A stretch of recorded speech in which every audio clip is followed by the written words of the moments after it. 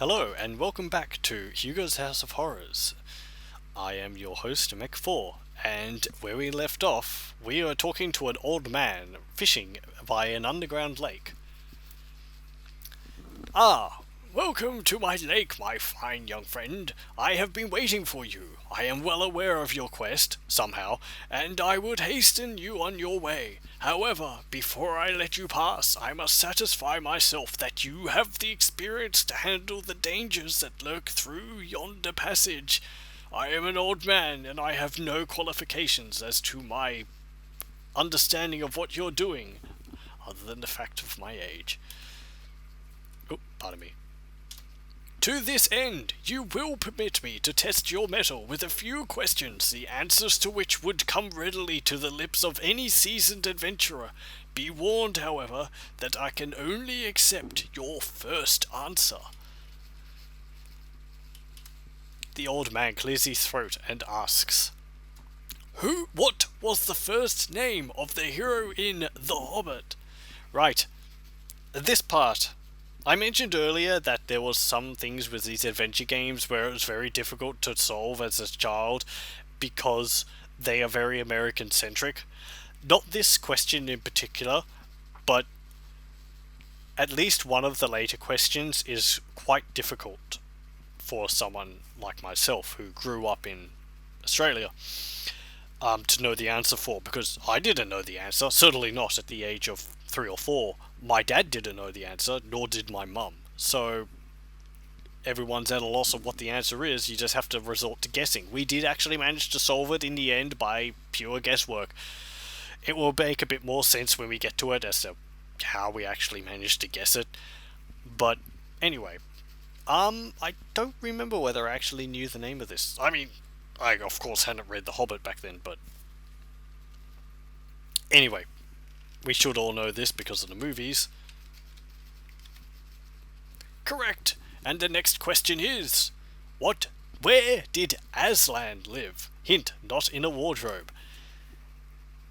This is probably a bit more of a difficult question than the first one now, because I don't really imagine many people would have read the line "The Witch in the Wardrobe." I remember seeing the movie when it came out, but I don't think I've ever actually read the book itself. Anyway, Aslan is of course the lion, and he lived in Narnia. Correct! And the next question is, who invented Count Dracula? Now, this is an easier question, because Count Dracula is so well known. So we type in the answer. Bram Stoker, of course. Correct! And the next question is, what should you do with a pan-galactic gargle blaster? A. Ride it. B. Fire it. C. Drink it. D. Run away from it. For those of you who would understand this, I don't know whether I will ever actually play the adventure game associated with it. Now, that is a very unfair game. It has things where if you don't do something right at the beginning of the game, you will end up dying right at the end of it because you didn't do that. Anyway, of course, what do you do with a pan-galactic gargle blaster? You drink it. C. And now a riddle. What's the name of the only mammal that can't fly that can fly? Why, that is a human. Wait, hang on. Hey, that's not fair. Wait a moment. I'm showing off my knowledge here and I end up getting it wrong. What's this? Cut. Rope. Okay. Get in boat. Ugh. Put bung in hole. Put bung in boat.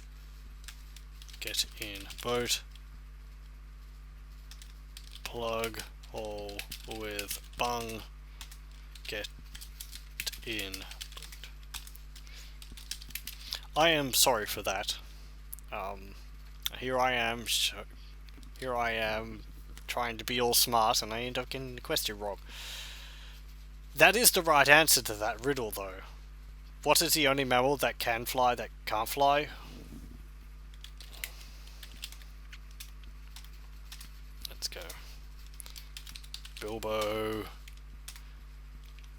Narnia. Bram Stoker. C. What's the name of the only mammal that can't fly that can fly?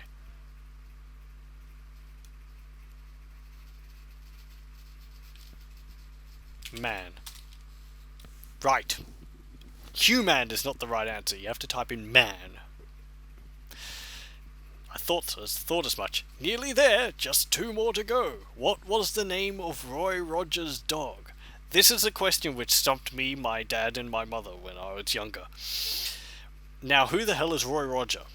That is a very American-centric question, and I have since read up on it. I am still not entirely... I can't quite remember what I read. I believe Roy Roger was an actor on TV or in a movie or something who was actually acting as a cowboy. And he apparently had a pet dog. I think I remember seeing images of him dressed up like a cowboy, you know, with those jackets with the, like leather tassels or whatever they are on it, and he had a guitar. But the name of Roy Rogers' dog, I believe, was Bullet. So you can see how we were able to guess it, because I remember us going through so many generic dog names, you know, Rex, King, Dog, Fido, so on and so forth. Silver, I think, was another one, but that's actually the name of a horse. I remember Rin Tin Tin being one, which my mom kept suggesting, but I don't know what that's actually from. But we were able to eventually guess Bullet somehow. And lastly, are you sure you really want to rescue Penelope? Well, we could type in no, but just because I don't want to have to do a repeat of all that again, yes. Wonderful! Thou art truly a noble and wise adventurer. Go in peace, my friend, and good luck in thy mission. Get out of boat. Okay. Right, all that is over with. Apparently there is great dangers facing us, so we should save and move on after that rousing game of answer to questions. Oh geez, oh look, it's Igor! Or it's Igor's, suntanned twin brother. Still wearing the purple Speedos, though. Oh well. Look. You have arrived in a passage with a room at the end. There is a large guard at the end who appears to be standing outside of Cardiff Jail. Wait! Behind the guard you can make out a familiar shape. Yes, it's Penelope being held prisoner. I suppose Penelope is the familiar shape there, and not Penelope being held prisoner. Okay, look, guard. This is one dude you don't want to argue with. Punch guard. Kick guard. Shove guard. Swear. Does it actually respond to swearing? I don't condone swearing, people. There was always a slight charm to these games where developers don't like you swearing in them, so they put responses into it. Anyway, at least it doesn't outright kill you. I remember in one of them, I think it does, it actually kills you if you swear or something. I know in King's Quest 1, if you try and kill the monk, it actually kills you. Saying something like, you know, I don't know, a true adventurer would never injure a harmless person of the cloth or something like that. Anyway, I'm going on a tangent here. So, what do we do to get past this guard? Well, if it is a guard, then surely it can be bribed.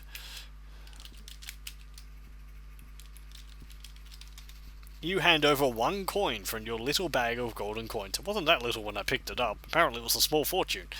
He makes a gruff noise, which you assume was a thank you, and steps aside, allowing you to pass. Nearly there, Hugo. Maybe his name's Karnov. I don't know whether he spits fireballs, though. Oh boy, oh boy, oh boy. It's a shadow. I don't know what that's on the chest. Congratulations!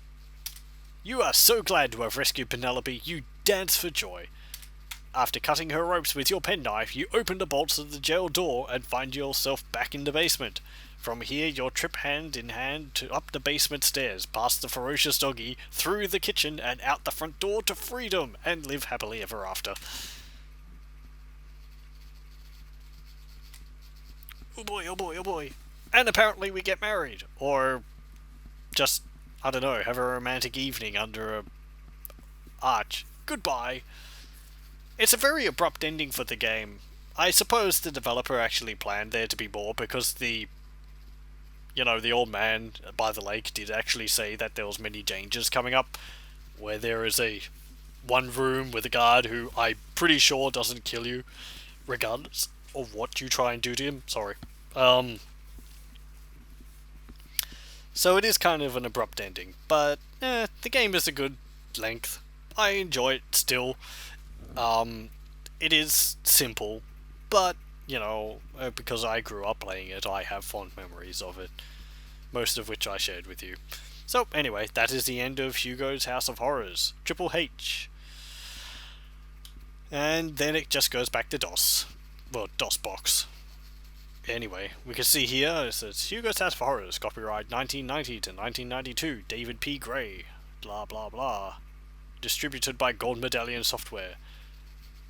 Yes, don't forget to look up for all the games in the Hugo trilogy. Hugo's House of Horrors, Hugo 2, Who Done It, Hugo 3, Jungle of Doom. Now, I might be doing a video on Hugo 2 and Hugo 3, I probably will. Out of all three of them, I do think Hugo 2 is the best one in the series. It is certainly the biggest. Hugo 3, Jungle of Doom is interesting, and I believe it has some kind of notoriety to it because some of the puzzles are a bit unintuitive. There's also some interesting things that I remember with that. Anyway, that was Hugo's House of Horrors. I thank you for listening and watching, and I will join with you next time. Farewell and good night.